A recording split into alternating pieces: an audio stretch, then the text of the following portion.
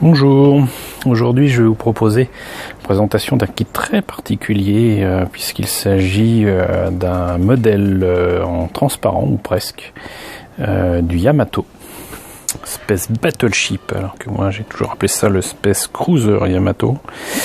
Space Battleship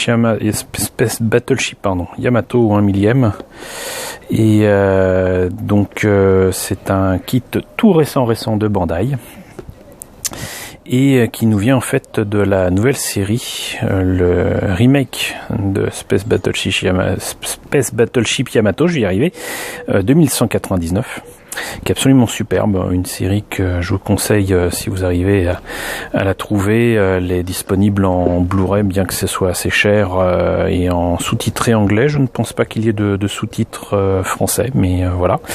Donc une excellente série, un excellent kit. Le kit date de 2012. Et c'est un modèle donc assez particulier puisqu'en fait il est en partie transparent, c'est-à-dire qu'on est supposé pouvoir voir à travers. Et le kit est livré avec une toute petite version, une ancienne version du Yamato telle qu'elle a été vendue dans les années 70 dans la collection Mechacol. Voilà, et si d'aventure on voulait le peindre, voilà ce que ça donnerait. Mais bon, tant qu'à avoir un kit transparent, je vois pas l'intérêt. Le kit n'indique pas son prix. Et d'ailleurs je ne vous le donnerai pas puisque il s'agit d'un kit qui m'a été offert par Étienne. Coucou Étienne, merci Étienne, qui fait partie d'une association qui démontre tout l'amour que lui et ses comparses ont pour l'univers de Leiji Matsumoto, qui est donc le papa d'Albator, de Yamato et de tant d'autres séries. Vanguard Ace par exemple, des choses comme ça, ou Galaxy Express.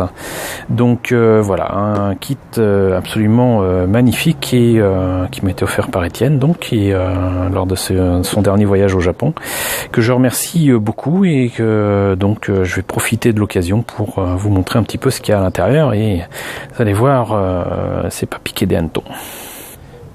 Alors c'est tellement imposant en termes de nombre de pièces que ça tient pas dans le cadre. On va commencer comme d'habitude avec la notice de montage. Alors vous voyez, c'est quand même un très beau livret bien fourni, imprimé en partie en couleur. Donc là on voit le modèle monté et peint, 1 millième je le répète. Donc la liste des pièces en présence. Les conseils pour le montage, comment découper les pièces, comment s'assurer qu'il n'y ait pas d'argot, etc., etc.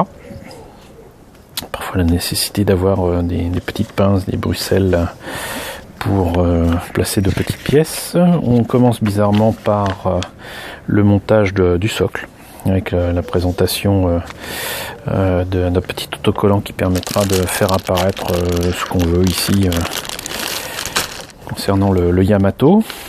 Ensuite le montage du fuselage, j'imagine, de la coque. Et on le voit déjà au dessin, il y a quand même un grand nombre de détails, hein. C'est pas la maquette d'il y a 40 ans. Il y a même les tout petits vaisseaux ou 1 millième présentés exactement comme dans la série, à placer exactement comme dans la série, donc c'est quand même assez incroyable. Des illustrations en couleur qui permettent de saisir un petit peu plus la beauté de la chose. Voilà. Hop, on continue avec je sais plus comment on appelle ça sur les bateaux. Vous me le direz en commentaire. Voilà. Les canons, toujours beaucoup de gros canons. Le Yamato, le vrai d'ailleurs, était très fourni. Ça l'a pas empêché de couler. Et voilà. Donc, possibilité visiblement de faire un peu comme dans la série, de placer le Yamato à l'envers ou à l'endroit. Rigolo. Et les petits vaisseaux, on peut les placer sur le socle si on le désire. Ça c'est quand même le petit détail qui tue, avec visiblement quantité d'emplacement pour placer les vaisseaux comme on le souhaite. Voilà. Et on peut aussi présenter bien évidemment le hangar à vaisseau séparément et placer toujours sur le socle. C'est quand même vachement bien pensé, quoi. Voilà. Très belle maquette au 1/1000. Je le disais tout à l'heure, le kit est accompagné d'une autre version, petite version du Yamato, mais chromée. Voilà. Ça en fait, c'est vraiment le vieux kit des années 70, chromé. Ça se voit un petit peu au niveau des lignes et du manque de détails, j'allais dire. Mais pour l'époque, c'était déjà vraiment, j'allais dire, énorme. Mais donc la notice de montage est là-dessus. Bon, ça indique clairement Yamato 1/1000, mais là, pour le coup, je pense qu'on est quand même plus proche du... allez, on va dire peut-être un 4000, je sais pas. Ça sera à vérifier, mais donc voilà, c'est toute petite version du Yamato. Alors ce qui est rigolo, c'est qu'il y a quand même des pièces transparentes qui sont transparentes de base, j'imagine. Voilà. Les pièces rouges qui représentent la coque au niveau en dessous de la ligne de flottaison, on va dire. Voilà, on pourra remarquer que même si c'est transparent, voilà, c'est quand même plein de jolis détails. Alors ça va pas être évident pour moi de monter ce kit, même si je ne le peins pas, parce que j'ai quand même souvent tendance à vouloir poncer, reprendre les choses ensuite avec du mastic, etc. Et il va falloir que je fasse attention à ce kit et que je le fasse extrêmement proprement, ce qui n'est pas gagné avec moi du tout. Donc vous détailler toutes les pièces, ça serait quand même assez fastidieux. Mais on voit bien donc les tourelles, les canons, l'avant du vaisseau, la proue.